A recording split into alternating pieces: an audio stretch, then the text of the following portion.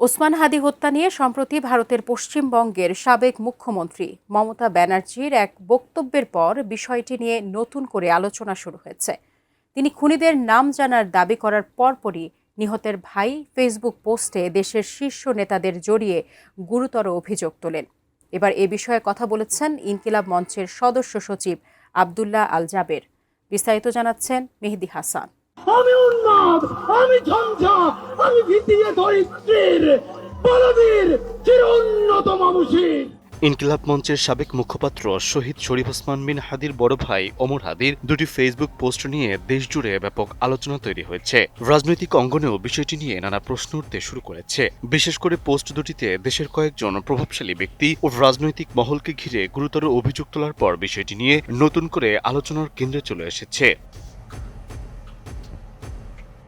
মঙ্গলবার রাতে দেয়া প্রথম পোস্টে ওমর হাদি দাবি করেন শহীদ ওসমান হাদি হত্যাকাণ্ডের সঙ্গে অন্তর্বর্তী সরকারের কয়েকজন উপদেষ্টা এবং বিএনপির কয়েকজন প্রভাবশালী নেতা জড়িত। একই সঙ্গে তিনি হাদি হত্যার বিচার দাবি করেন। তার বক্তব্য ছিল, এই হত্যাকাণ্ডের বিচার শুধু একটি ব্যক্তিগত বা পারিবারিক বিষয় নয়, বরং দেশের স্বাধীনতা সার্বভৌমত্বের সঙ্গে সম্পর্কিত। এমন অভিযোগ সামনে আসার পর সামাজিক যোগাযোগ মাধ্যমে বিষয়টি নিয়ে ব্যাপক আলোচনা শুরু হয়। এরপর দ্বিতীয় পোস্টে তিনি আরও অভিযোগ করেন, ঢাকা ৮ আসন থেকে ওসমান হাদিকে সরিয়ে দিতে বিভিন্ন মহল থেকে চাপ প্রয়োগ করা হয়েছিল। শুধু তাই নয়, এ ঘটনায় জামায়াতের আমিরের একজন ব্যক্তিগত সহকারীর সম্পৃক্ততার অভিযোগও তোলেন তিনি। প্রথম পোস্টের পর দ্বিতীয় পোস্টেও নতুন অভিযোগ আসায় রাজনৈতিক অঙ্গনে বিষয়টি নিয়ে আলোচনা আরও জোরদার হতে থাকে। কোয়ালিটি সম্পন্ন আন্তর্জাতিক মানের still bar CSRM, committed for better still. এই দুটি পোস্ট ঘিরে আলোচনা বাড়তে থাকলে বুধবার বিকেলে ঢাকা বিশ্ববিদ্যালয়ের মধুর ক্যান্টিনে আয়োজিত এক জরুরি সংবাদ সম্মেলনে বিষয়টি নিয়ে মুখ খোলেন ইনকিলাব মঞ্চের সদস্য সচিব আব্দুল্লাহ আল জাবের। তিনি বলেন, ওমর হাদি যে দুটি পোস্ট দিয়েছেন সেগুলো তার সামাজিক যোগাযোগ মাধ্যমে দেখার পরই জানতে পেরেছেন। এ বিষয়ে ইনকিলাব মঞ্চের সঙ্গে কোনো ধরনের আলোচনা হয়নি বলেও জানান তিনি। একই সঙ্গে পোস্টগুলোর কারণ এবং ব্যাখ্যা ওমর হাদি সবচেয়ে ভালো দিতে পারবেন বলে মন্তব্য করেন জাবের।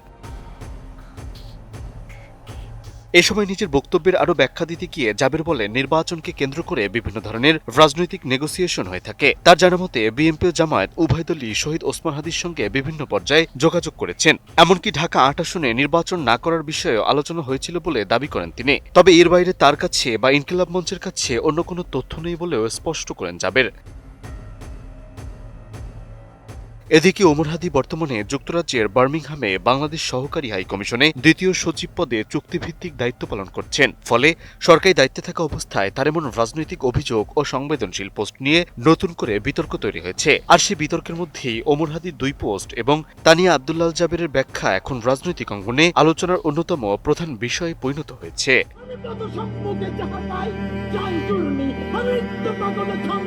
মেহেদী হাসান, ATN নিউজ।